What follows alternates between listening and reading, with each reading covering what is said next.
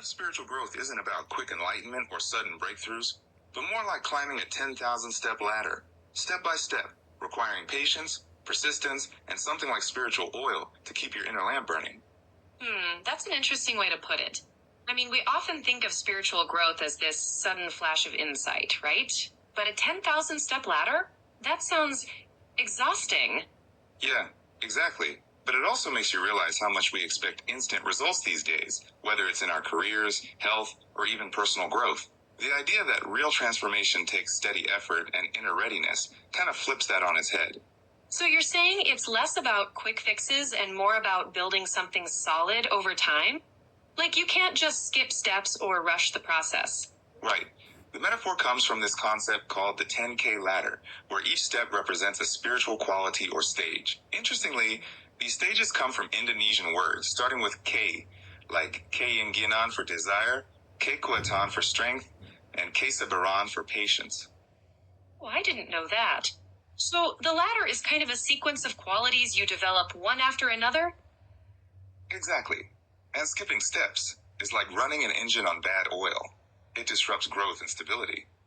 The first 5 steps build personal qualities, but don't yet carry what they call spiritual oil, which is this inner energy or substance needed for true spiritual maturity. Spiritual oil? That sounds poetic. What exactly is this oil? It's a symbol for the inner fuel that keeps your spiritual lamp burning. Things like wisdom, insight, vitality. But here's the catch. You can't just buy it or get it handed to you. You have to earn it through sustained practice, reflection, and authentic living. So it's like the difference between just wanting to grow and actually doing the work to grow?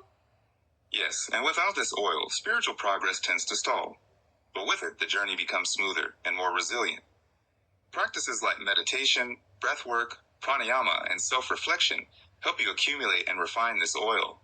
That makes sense. I guess it's like when you're climbing a real ladder. You need good grip and steady footing, or you risk falling. Exactly. And there's another layer to this journey, balancing inner energies. The metaphor uses the bride and groom to represent 2 fundamental energies, Ida and Pingala. Ida is feminine, intuitive, cooling energy, and Pingala is masculine, logical, warming energy. I've heard those terms before in yoga, right? So balancing these energies is important for spiritual growth. Yes, balancing Ida and Pingala harmonizes the central energy channel called Sushumna.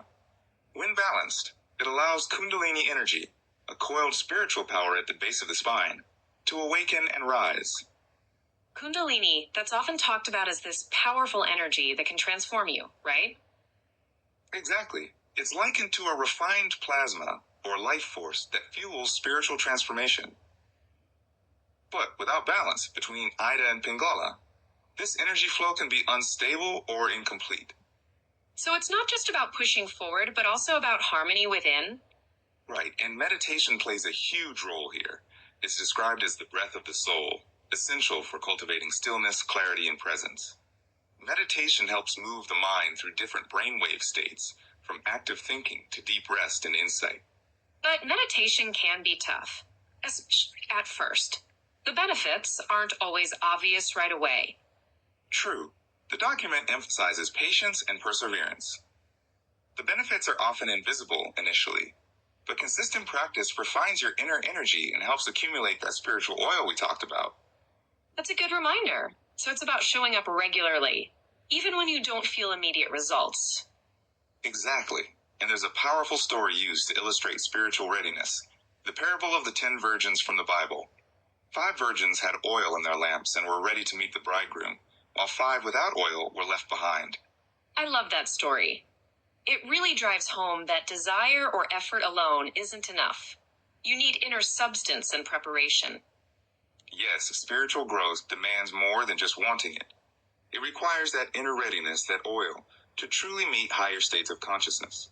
So the ladder, the oil, the balance of energies, and meditation all tie together as parts of this steady, patient journey. Exactly. And the ultimate goal of this journey is union, symbolized by majesty, the final stage on the ladder. It's the merging of dualities, like the bride and groom becoming one. That sounds beautiful. So it's about reaching a state of wholeness and balance. where the soul returns to its true essence or source. Yes, and it's not really an end, but a new beginning, embodying humility, love, and presence. The journey is both universal and deeply personal, reflecting how our inner and outer worlds connect. I appreciate how this framework blends ancient wisdom with practical steps. It makes spirituality feel accessible and grounded. Absolutely. The document also bridges science and spirituality, integrating ideas like brainwave frequencies and energy states with traditional practices. It shows spiritual growth as a holistic transformation of body, mind, and spirit. That's important, because it helps demystify the process and makes it feel doable for everyday people. Exactly. So to sum up, spiritual growth isn't a quick leap, but a long climb up a ladder, step by step, fueled by inner oil, balanced energies, and steady practice. Skipping steps or rushing leads to instability, but patience and readiness open the way to true fulfillment. And that readiness is what lets you meet the bridegroom, so to speak, the higher self or divine union. Right. It's a journey worth committing to, with the promise of union, balance, and spiritual majesty at the top. I like that. It's a hopeful and inspiring way to see personal growth as part of a grand cosmic process. Definitely. So maybe next time you feel impatient with your progress, remember the 10,000 step ladder. Find the oil that keeps your lamp burning. Yeah, and that every step counts, even the ones that feel slow or invisible. Exactly. Thanks for exploring this with me.